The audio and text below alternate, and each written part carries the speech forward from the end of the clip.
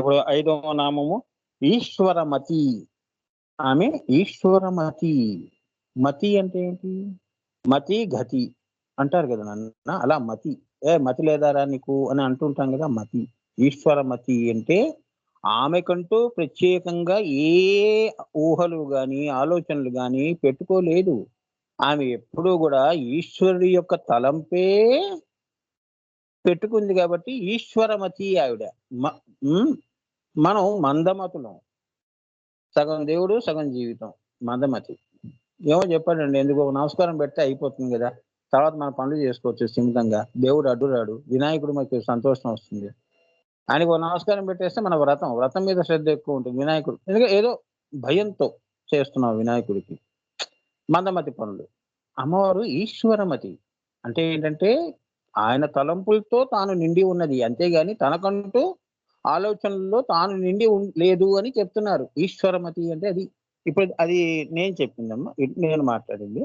ఇప్పుడు గురువు గారు ఇందులో ఏం చెప్పాడు? ఈశ్వరమతి అంటే ఏమిటో శ్రీ విద్యాంతర్గతంగా తెలుసు. రక్త బిందువు ఎప్పుడూ శుక్ల బిందువు నందే మనస్సు కలిగి ఉంటుంది. అదే చెప్పాను. ఆమె ఎప్పుడూ కూడా ఆ యొక్క ఈశ్వరుడి యొక్క మనస్సు, రక్త బిందువు ఎప్పుడు శుక్ల బిందువు నందే మనసు కలిగి ఉంటుంది. ఆ శుక్ల బిందువు అంటే ఈ కామేశ్వర రూప పరమాత్మ ఎవరైతే ఉన్నారో అంటే మనస్సుగా అమ్మవారు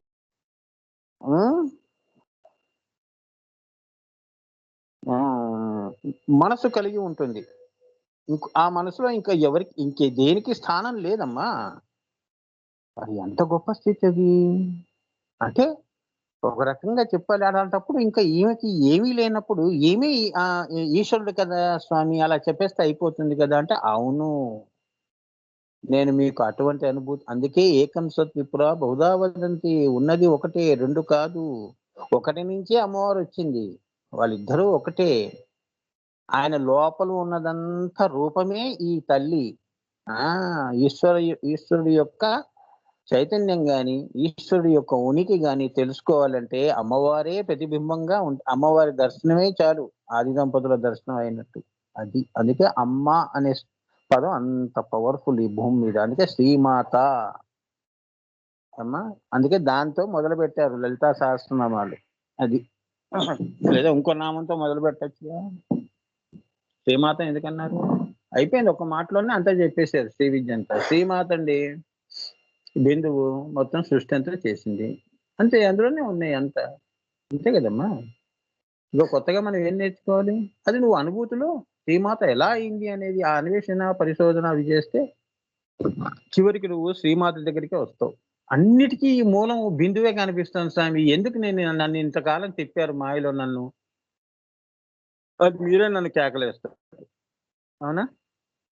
మరి అలా అలా తెలుసుకుంటే నీకు శ్రీమాత అనేది విలువ తెలుస్తుంది. అవునా అమ్మా? చిన్నప్పుడు అమ్మ నాన్న ఆటలు ఆడుకునే రకంగా జ్ఞానం ఉండకూడదు కదా. పెళ్ళైన తర్వాత ఎలా ఉంటుందనేది తెలియాలి. అది చిన్నపిల్లల ఆటలు కాదు కదమ్మా. శ్రీమాత అనేస్తే మాకంతా తెలిసిపోయిందని తిరగటం కాదు. శ్రీమాతలో ఎంత దాగి ఉందో తెలుసుకోవటం. 1000 నామాలకు సంబంధించినవంతా శ్రీ విద్యంతా నిక్షిప్తమై ఉంది. మరి ఇది ఎంత గొప్పనిది. అవునా? అనంత పద్మనాభ స్వామి వారి 7 మాళిగలు ఏవైతే ఉన్నాయో ఇవే చూసి మనం మురిసిపోతున్నామే. అసలైన సంపద బిందువు ఈ అనంత పద్మనాభ స్వామిలో మీరు దాచబడి ఉన్న ఇది అన్నిటికీ కూడా మూలము అది. సర్వ సృష్టికి 14 లోకాల్లో ఉన్న సిరి సంపదలన్నిటికీ కూడా మూలము బిందువు. అందుకే ఆమె శ్రీమాత. శ్రీమాత, శ్రీ మహారాజ్ఞి. ఇదంతా ఆవిడ సొత్తు. She is the owner, possessor. ఎవరికి హక్కు లేదు. అర్థమైందా అమ్మా? అంటే ఇప్పుడు మనం ఒక కుక్క పిల్లని పెంచుకుంటున్నాం అంటే అది ఎలా ఉంటుంది? మన మీద ఆధారపడి ఉంటుంది. దానికి టైంకి అన్ని చేస్తాం, మెడిసిన్స్ ఇస్తాం, అన్ని ఇస్తాం. కట్టేసే టైంలో కట్టేస్తాం. ఇంకా అది మన దగ్గర ఏం మాట్లాడలేదు. నన్ను ఎందుకు కట్టేస్తున్నారు, నన్ను ఎందుకు ఇట్లా మీరు బంధిస్తున్నారు అని మాటలు ఉండవు. సృష్టి కూడా, ఎందుకంటే మనం ఓనర్స్. ఈ సర్వ సృష్టికి అమ్మవారు ఎందుకు నాకు ఈ కష్టం పెట్టింది అని అడిగే హక్కు లేదు. ఎందుకు పెట్టిందో ఆ తల్లికే తెలియాలి. నువ్వేమి ప్రత్యేకమైన అమ్మవారికి విరుద్ధంగా మనమేమి ఇంకో ఆకాశం నుంచి పుట్టలేదు కదమ్మా. అందరం బిందువు నుంచి వచ్చినప్పుడు తనని తాను అమ్మవారు ఏంటంటే తన సృష్టిని తానే సంస్కరించుకుంటోంది, తానే బోధిస్తోంది, తానే మళ్ళీ కష్టపడుతోంది. నీ కష్టమే ఆమె కష్టం. మరి నీ యొక్క శరీరంలో కూడా అమ్మవారి చైతన్యం ఉంది కదా! ఆ కష్టం ఎవరు పడుతున్నారు? ఎవరో కొట్టారనుకో దెబ్బ ఎవరికి తగిలింది? ఆమెకి తగిలింది. ఆ! నీకు అది తెలీదు గాబట్టి, మాయ ఉంది గాబట్టి, నేను అనేది ఒకటి ఉంది గాబట్టి, అది నీ వరకు పరిమితమైంది. ఏమ్మా? అది. అర్థమైందా? అదే మాయ. ఆ భావన లేని వాళ్ళకి హ్మ్. ఆ దెబ్బ మొత్తం వాళ్ళకి తెలుస్తుంది. సాయిబాబా చూడండి. ఎవరో శిష్యులకి దెబ్బ ఓ జంతువుకి దెబ్బ తగిలింది అంటే ఆయన వీపు మీద వాతలు తేలాయి. అవునా? చూపిచ్చాడాయన. ఎవరో కొడుతున్నారు అని పాపం. విశ్వ చైతన్యంలో ఉంటాడు. శ్రీమాత అనే బిందువులో ఉన్నాడు గాబట్టి, ఆ బాధలన్నీ పాపం అతను భరిస్తుంటాడు అప్పుడప్పుడు. హ్మ్.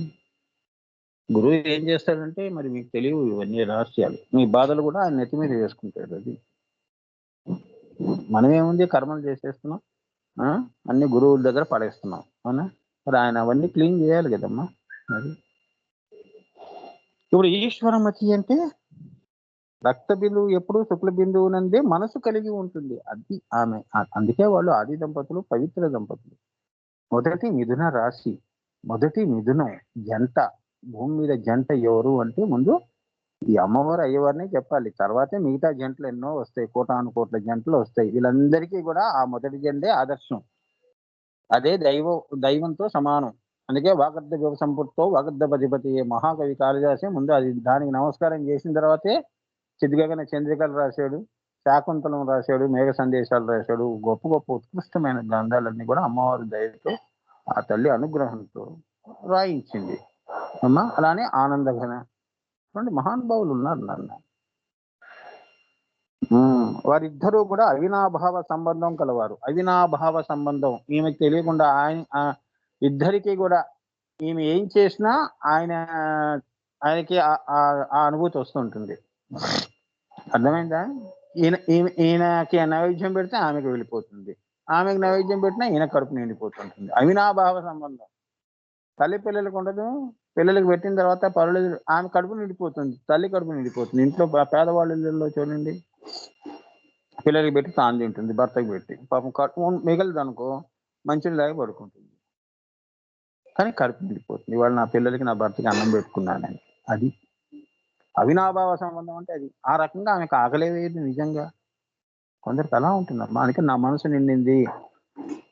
ఇలా మనం అంటుంటాంగా తృప్తి, నాకు తృప్తి కలిగింది అని ఎప్పుడు అంటాం?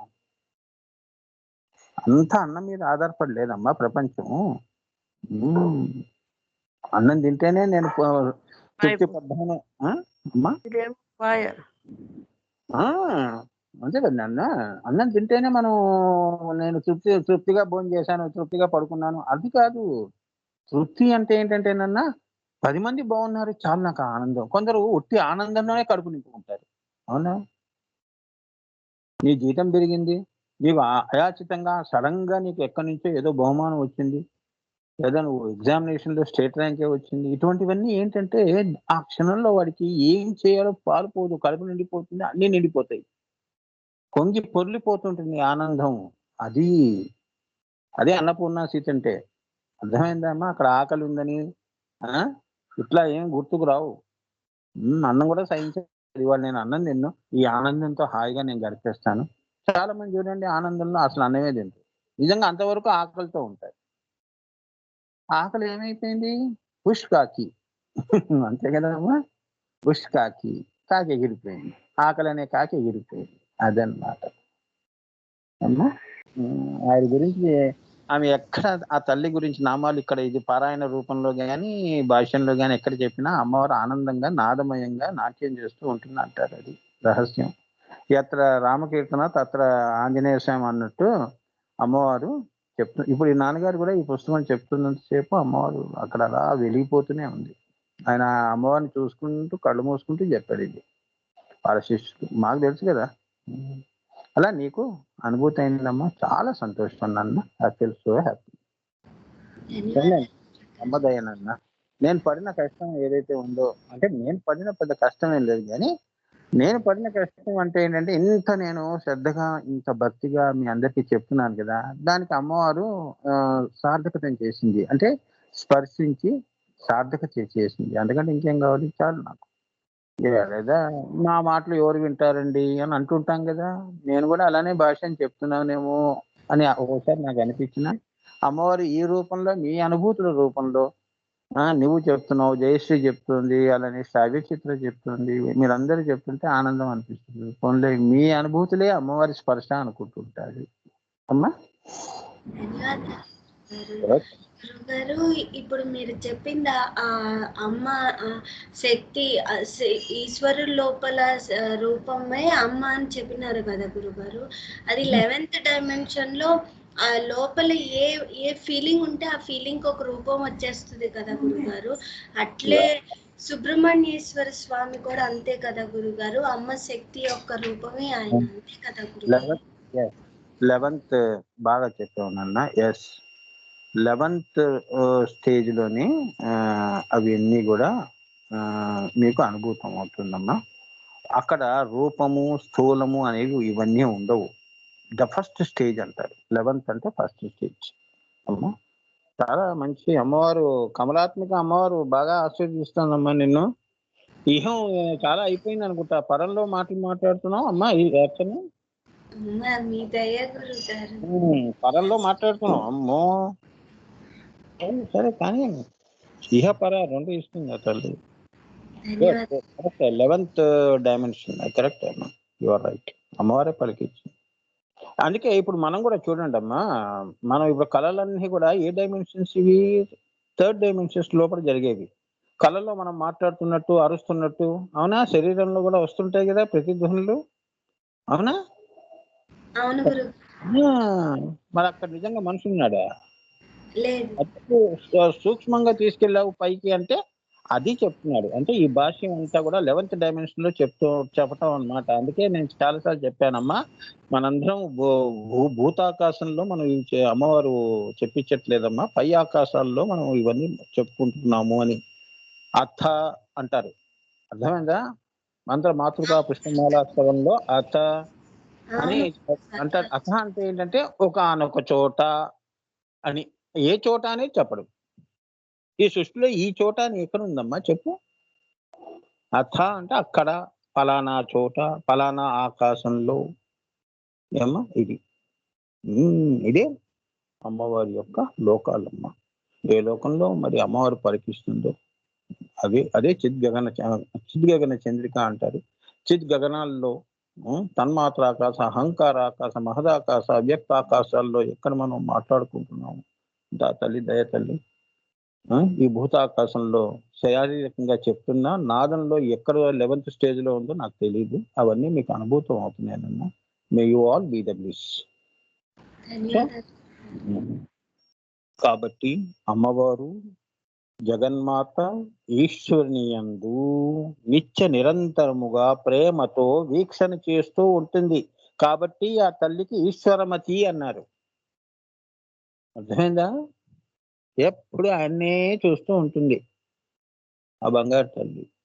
అమ్మవారిని, అయ్యవారినే చూస్తూ ఉంటుంది, వీక్షణ చేస్తుంది. కాబట్టి ఆమెకు ఇంకో ఆలోచన అనేది అందులో ఉండదు. ఇంకా ఈశ్వరమయం, అమ్మవారిలోనే సర్వం ఈశ్వరుడు ఉన్నాడు అంటే మరి సృష్టి అంతా కూడా మరి అమ్మవారి స్వరూపం కదా, శ్రీమాత కదా. అందుకే ఈ సృష్టి అంతా కూడా సర్వం ఈశ్వరమయం జగత్ అదనమాట. మనం కూడా అమ్మ తలంపులే మనకి వస్తాయి. ఇవే జెనెటిక్స్, కాస్మోజెనెటిక్స్ అంటారు ఇవి. ఏమ్మా, అమ్మ మనసే రావటం అంటే ఇది. అది బ్యూటీ. అమ్మ, మనం కూడా అంతే కదా, అమ్మ అమ్మ అమ్మ అని ఏడుస్తూ ఉంటాం. మనం ఈ అమ్మను పట్టుకుంటే ఆ అమ్మ ఏమో అయ్యవారిని పట్టుకుంటుంది. ఆయన ఆలోచన తప్ప ఆయనకు ఇంకో ఆలోచనే లేదు. అవునా? అదనమాట. తండ్రి కదమ్మా, తల్లిదండ్రులు కదా, వాగర్ధ వివసంపడుతూ. అలా మీరు అడిగిన కోరికలన్నీ ఆ వీక్షణలో అన్ని ఆ ఈశ్వరుడు చూస్తూ ఉంటాడు. ఆమె యొక్క చూపుల్లో ఆ సృష్టికి కావాల్సినవందరివి కూడా ఆయన తీరుస్తూ ఉంటాడు కోరికలు. That is the beauty. ఎందుకంటే వాళ్ళేగా శ్రీచక్రం అంతా ఆవిడైతే ఆమె చూసేది ఎవరిని? దీనికి మూల కారణం ఎవరు? ఆయన్నే, శ్రీవారే. సో ఆయన్నే వీక్షణ చేస్తుంది కాబట్టి ఆమె ఏమైంది? శంకరమతి అయింది, ఈశ్వరమతి అయింది. చాలా అమ్మా. అట్లా ఉండాలి నాన్న. ఇందులో మనం ఏం నేర్చుకున్నాం? ఏ పని చేసినా, ఏ తలంపు చేసినా కూడా అంత నిండుగా ఉండాలి ఆలోచన. గురువు గాని, అమ్మవారు గాని, ఎవరినైనా స్నేహం గాని, ప్రేమ గాని, అభిమానం గాని నిండుగా ఉండాలి. సగం ప్రేమ, సగం ద్వేషం నింపుకోవటం కాదు. ఏమ్మా? మాయలు అంతే కదా. సగం ప్రేమ చూపిస్తాం, మళ్ళీ ఏమిటి? సగం అంతా విషం ఉంటుంది. ఈర్ష్య ద్వేషాలు, రాగద్వేషాలు. అవునా? అవి ఉండకూడదు. ఏమ్మా? పూర్తిగా అదే ఉందనుకో, ప్రేమ నిండిపోయిన చోట ద్వేషము ఇవన్నీ దీనికి తావేది? అదనమాట. తల్లి ప్రేమలో పిల్లల విషయంలో ఎలా ఉంటుంది అలా ఉండాలి అని. ప్రేమ అంటే అసలే నిర్వచనం అది. అది నువ్వు స్నేహితుని ప్రేమించు, ఒక అమ్మాయిని ప్రేమించు. ఏమో స్వ పెట్టుకోవద్దు. ప్రేమ ఏం కోరుతుంది? ఇవ్వటమే కోరుతుంది, అంతేగాని పుచ్చుకోవటం ఉండదు కదా. మళ్ళీ ప్రతిఫలంగా నువ్వు కూడా నాకు ఐ లవ్ యూ చెప్పు అంటే నీకు ప్రేమ లేదా? ఇట్లా ఉండకూడదు. అదేంటంటే వన్ వే ఉండకూడదు. ఇప్పుడు అమ్మవారు పూర్తిగా నిండి ఉంది. అంటే ఇది ఇక్కడ ఎందుకు చెప్తున్నాను అంటే నాన్న, మనం ఇక్కడ వెస్టిలో మాయలో ఉన్నాం కాబట్టి మనకి ఏమిటంటే ఇవ్వటము పుచ్చుకోవటం అనేది ఉంటుంది, ద్వైతం. అవునా? ఇప్పుడు పెళ్ళిళ్ళైన తర్వాత కూడా భర్త ప్రేమ తగ్గిపోతూ ఉంటుంది అంటే కారణం పిల్లలు వచ్చేస్తారు. తల్లి ప్రేమ కూడా భర్త మీద తగ్గిపోతూ ఉంటుంది, పిల్లల మీద ప్రేమ పెంచుకుంటూ ఉంటుంది. అది పెరుగుతుంది, ఇది తరుగుతుంది. పాపం వాడు అది అర్థం చేసుకోడు. పెళ్లి కాకముందు ఎంత ప్రేమగా ఉన్నా ఇప్పుడు ఏంటి అసలు నువ్వు పట్టించుకోవట్లేదు అని చెప్పేసి వీళ్ళు లేనిపోని ఇవన్నీ రహస్యం తెలియదుగా. ఇలా ఉంటాయి. అమ్మవారు అలా లేదు. సృష్టి ఆది నుంచి కూడా ఆమె ఈశ్వరమతి. అర్థమైందా అమ్మా? ఆవిడ ఆలోచనలోనే పిల్లల అందరి ఆలోచనలు కూడా తనలోనే కలుపుకుంది. ఆమె చూసింది అంటే ఏది శ్రీచక్రం చూసినట్టు చూస్తుంది. అది శ్రీచక్రం యొక్క స్వరూపమే ఆమె కాబట్టి మొత్తం ఆమె నిండి ఉంది కాబట్టి అయ్యవారు ఆమె, అమ్మవారు ఆమె. అర్థమైందా? స్థూలము ఆమె, స్థూలంలో ఉన్నది ఈశ్వరిగా ఉన్నది కూడా వాళ్ళిద్దరే. ఇక్కడ మనమేం లేము ఇక్కడ. అదనమాట. సో ఎప్పుడు మరి ఇంకా రెండో విషయం ఏమవుతుందమ్మా వాళ్ళకి? అయిపోయింది కదా, నిండుగా ఉందిగా. పౌర్ణమి నాడు క్షయం ఎక్కడుంది, వృద్ధి ఎక్కడుంది? అలానే ప్రేమలో క్షయ వృద్ధులు ఎక్కడుంటాయి? అలానే ఈశ్వరమతిలో మళ్ళీ కొత్తగా ఇంకొక కొద్దిగా ఖాళీ స్థలం ఉంది, కొద్దిగా పక్కకి తిరిగి ఇంకో ఆలోచన చేద్దాం అనేది కూడా లేదు. పూర్తిగా నిండి ఉంది ఈశ్వరమతి. అమ్మా